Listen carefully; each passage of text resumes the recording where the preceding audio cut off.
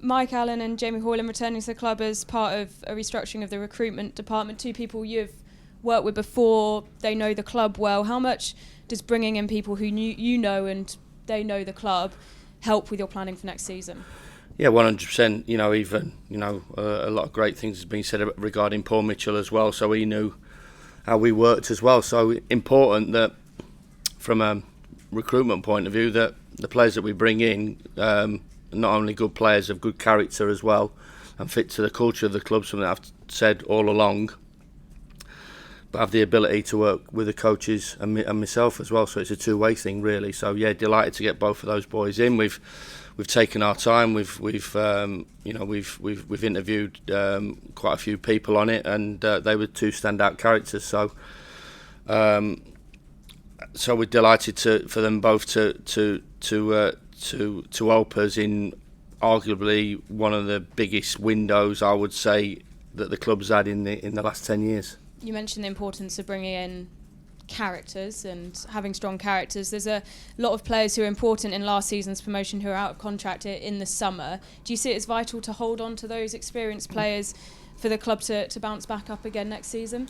Not necessarily, but there's going to be some casualties in there. We all know with what's happened this season that there's going to be some disappointed players that won't be offered contracts. So that's part and parcel of the job, and one that we have to take seriously and make sure we get it as perfect as we possibly can, really. So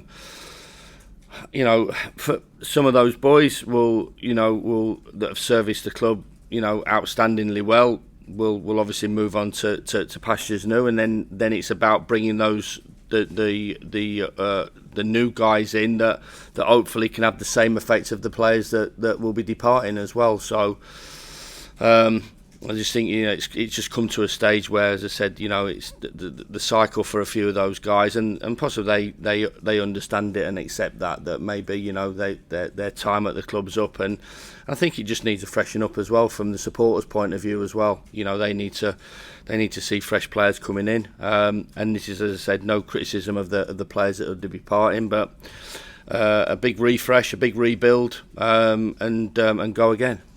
One of the players who's made a big impact in a relatively short time is Ollie Arblaster, given the armband for Manchester United and Newcastle. What has it been about his application and him that has impressed you so much this season?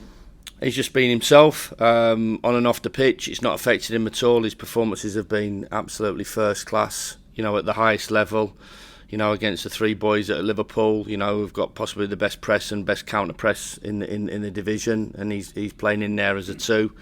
The other games that he's had to play, and he's produced top quality performances and led by example and led from the front as well. So for a player of a very young age, he's shown outstanding maturity in his play out of possession and in possession. So delighted that he's with the football club for another 4 years, and somebody we can work with going forward.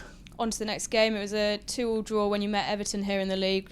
They've got one of the best defences in the league. What is it going to take to convert your good goal scoring form of late into a win against them? Well, first of all, we've got to finish off our chances. I think everybody who's watched us, especially over the last month, knows that we haven't got the results that potentially and possibly the performances have deserved, and the amount of chances that we've created as well. It's just been ridiculous, and I've said it all along, and especially over the last sort of 3 or 4 weeks. And goals change attitudes towards games, and there's no doubt about it. We should have been 3-0 up on Saturday at half time, and then the picture changes. They have to come out. We can sit a little bit deeper and catch them on the counter, but as it is, where the game is evenly poised, and it shouldn't have been. They find that moment of magic. So for us, we have to execute better positions. We have to execute better opportunities to get that advantage and to go up in games. And from a defensive point of view as well, execute certain situations. We talked about Callum Hudson-Odoi last week coming on his right. We all know that. Everybody in the room knows that. Everybody in football knows that. So these are situations that we have to execute a lot better. So yes, in terms of there's positives in there in terms of creating chances against Premier League teams, but we have to put those away to give us an opportunity of winning a game. I've got a long relationship with Sean. I've got an awful amount of respect for him. I watched them at the start of the season. Their performances were miles better than their results. So he's had a lot to put up with this year, but handled it in the way that I think everybody would have expected him to handle it. And they're a powerful football club. They have got some really good players as well. I know people talk about Everton this and Everton that, but you look at their group. They've got some fabulous players. They've got the England goalkeeper. They've got two outstanding centre halves. They've got good energy in the middle of the park, and they've got Dominic Calvert-Lewin at the top of the pitch, who's finding a bit of form, who we know well. I had as a kid on loan at Northampton as well, so I know a lot about him, local boy as well. So, Dwight McNeil, Jack Harrison, Garner, Anana, players all over the pitch. It's a really, really strong squad. And a lot is talked about takeover, a lot is talked about points deductions, a lot is talked about the financial aspects of it, but that group is a really, really strong Premier League group, and Sean has got a tune out of them, and they're producing performances and results that possibly he would have expected them to produce, and are in the position that they're in, and it's going to be, as we understand, always at Everton, always a fantastic atmosphere, a really tough place to go and get a result.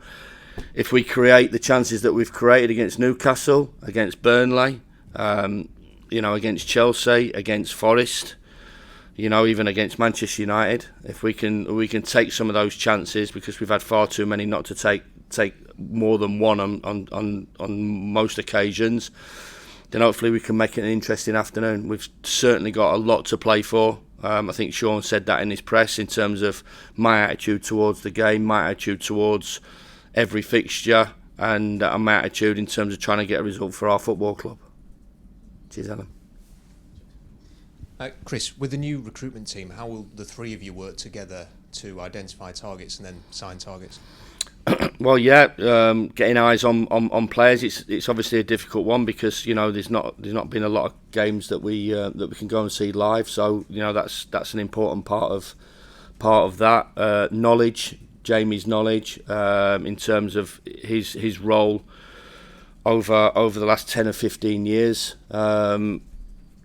Mikey Allen as well, who's potentially watched far more games than me really as a top draw video analysis guy that's moved into recruitment. So he knows exactly what we want in terms of the profile of the players. So it's a lot of hard work to be done, a lot of watching in terms of from an analysis point of view, from a stats-driven point of view, putting together lists and making sure that all boxes are ticked for players coming in. I think one thing that they both have is an incredible desire to do well personally, and most importantly from the football club. They've got the football club at heart, and this is what we have to have all through this football club. We had it with Paul Mitchell, who did a fabulous job, outstanding job for us, and we have to have that running through the football club. I'm a big believer of that. Going that extra mile, and I'm sure that they'll go that extra mile to make sure that we have a successful off-season, and we hit the ground running with a real good group of players that can obviously bounce back from an extremely disappointing season.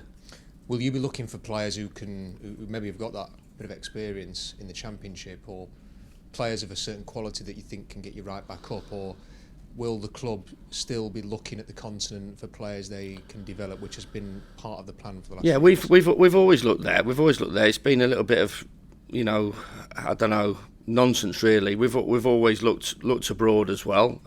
We have been a British-based team that's done us no harm as well over this last 7 or 8 years. But we will look. Obviously, it's been more difficult for the new guys to get out there, but we will build up that database and grow that database of players by getting eyes on them and building it in terms of personnel in the department. It's huge. I think we all understand from board level that maybe it's something that we haven't really invested in enough, and it is the most important part of one of the most important parts of the football club to get right. So we have to make sure that we do that. In terms of the group, I think I've talked at length that that needs to be balanced. We need to have that fresh hunger in all players.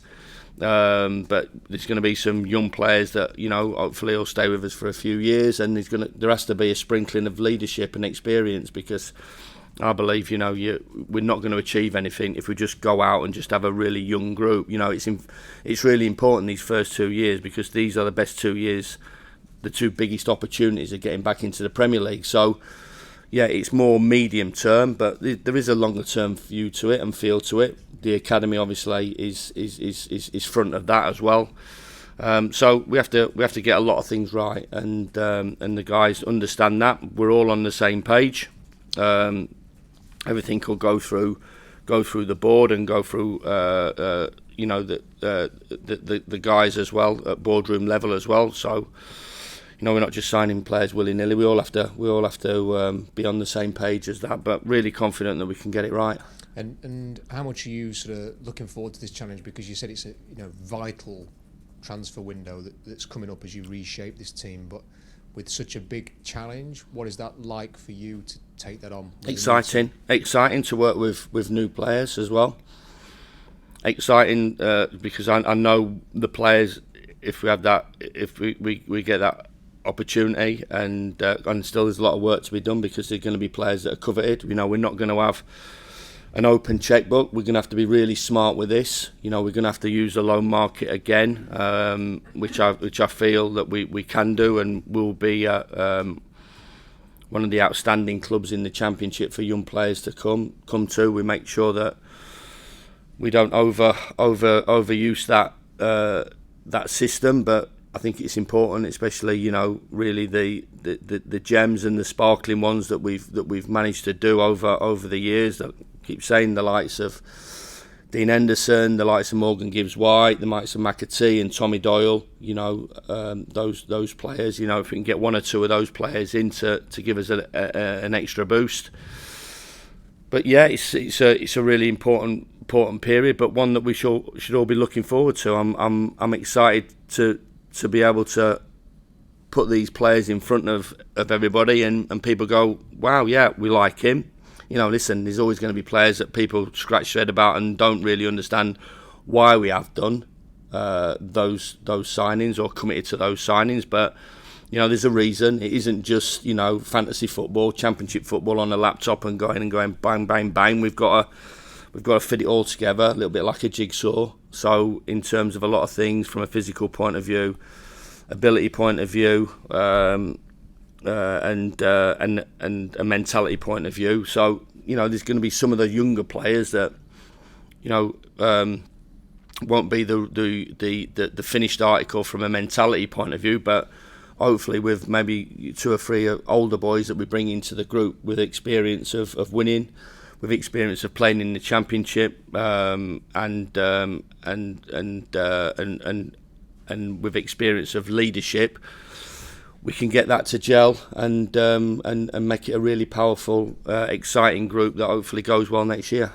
I suspect I know the answer to this, but will the aim be promotion next season, or because you are taking on such a big rebuild, does there have to come with look, that's the aim, but it might take a bit of time? We're going to try and go and win every game of football that we participate in from the moment we've come back from pre-season. Some will be obviously more important than the other, but the attitude to everything is to do the best that we can in everything that we do, right the way through pre-season, right the way through the games we play, best practice, and we've gone through a period where we've not won many games, so we have to get that back into our system and start enjoying that feeling, which I'm sure we will do, and get some momentum getting some momentum going forward, and going from there. But from me, it'll be game by game, and can we go and win the next game? And you know, I think we talked about it. I think I got asked the question before, you know,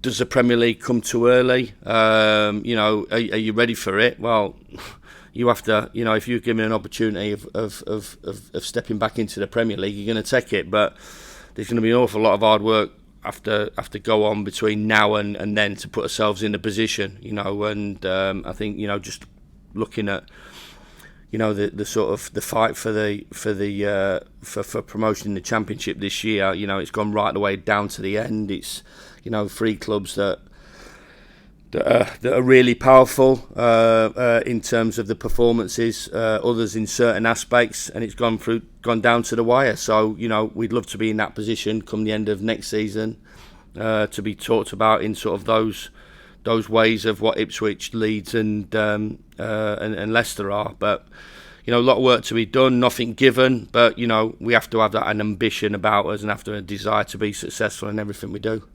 Without a couple of defenders for this game in Ahmedhodzic and Holgate, who are not available, what kind of challenge does that create for this match? Yeah, it is from a physical point of view. You know, I've talked about, you know, Everton having a lot of technical players. I think that goes under the radar. You know, Dominic, Dwight McNeil, Garner, you know, Jack Harrison. They've got, you know, got some real good players, some good technical players. They're a massive threat at set plays. The height of Tarkowski, delivery of Dwight McNeil, so obviously that's going to be a real challenge for us tomorrow to deal with that. And obviously losing two of our bigger players doesn't help the cause. So, you know, we're going to have to find a way, but we have to be competitive and we have to do something to them that hopefully gives us an advantage in the game. You know, we go into that in terms of the preparation exactly the same. We have to reset because another disappointing afternoon at Bramall Lane, where it started ever so well for 45 minutes. You know, everybody there.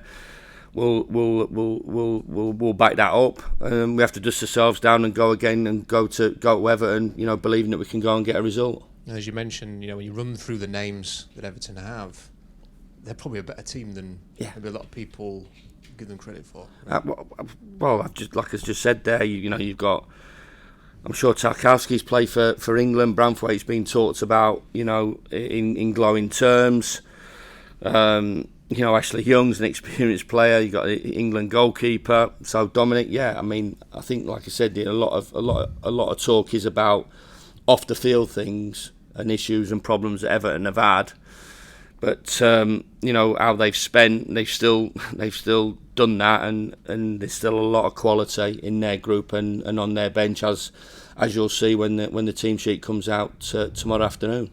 There was a report this week suggesting that maybe Jayden Bogle was one of the players with a contract option. Are you in a position where you could maybe confirm that? And you've spoken very positively about him. Is he somebody that you would like to keep at the club, maybe even beyond just if there is an option? Yeah, absolutely. I've talked about him, and I've talked about him because his performances and his attitude to everything deserves everything that we talk about, you know. And he's been sort of a shining light in an obviously disappointing season. So the way he's gone about his business has been outstanding. So yeah, we're hopefully we're in that position to speak and try and extend. We're sort of.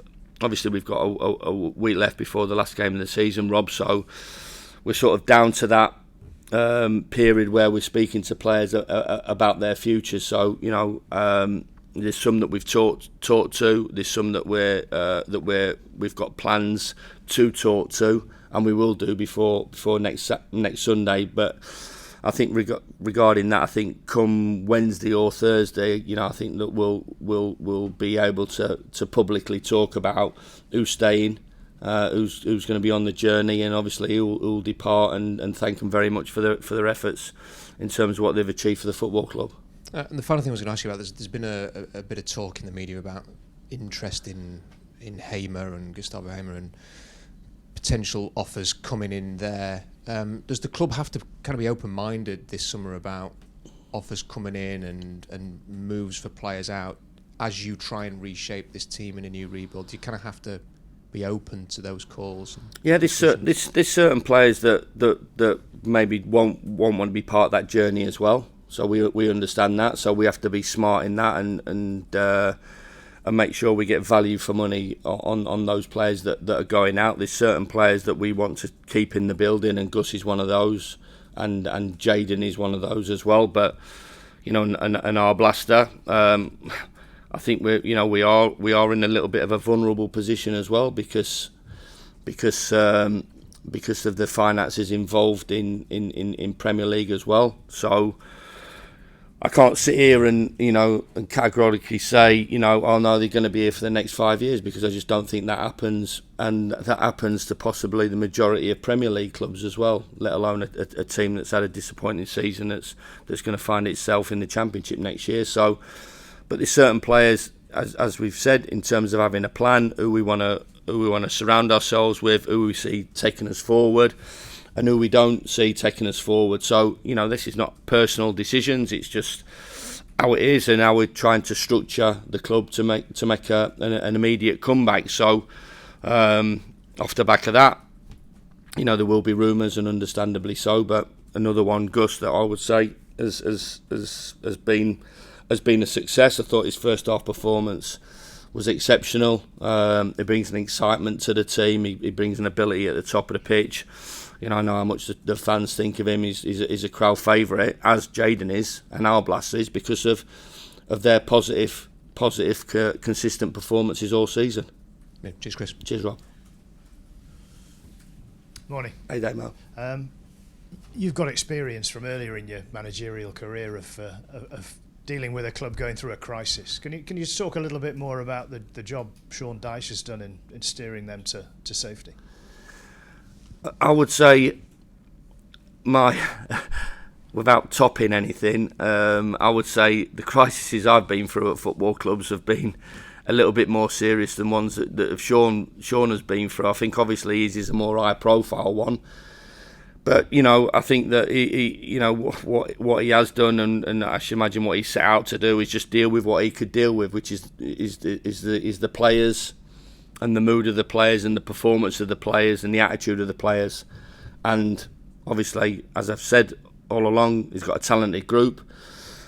So to deal with those talented boys, he's vastly experienced in terms of dealing with players at the highest level, and he's done that to a great achievement in terms of the noise that's around. But I think I was part of something where a few years ago, and you just basically have to concentrate on that team. So there's two ways to approach it. You can use it as an excuse and deflect off your performance and off the team's performance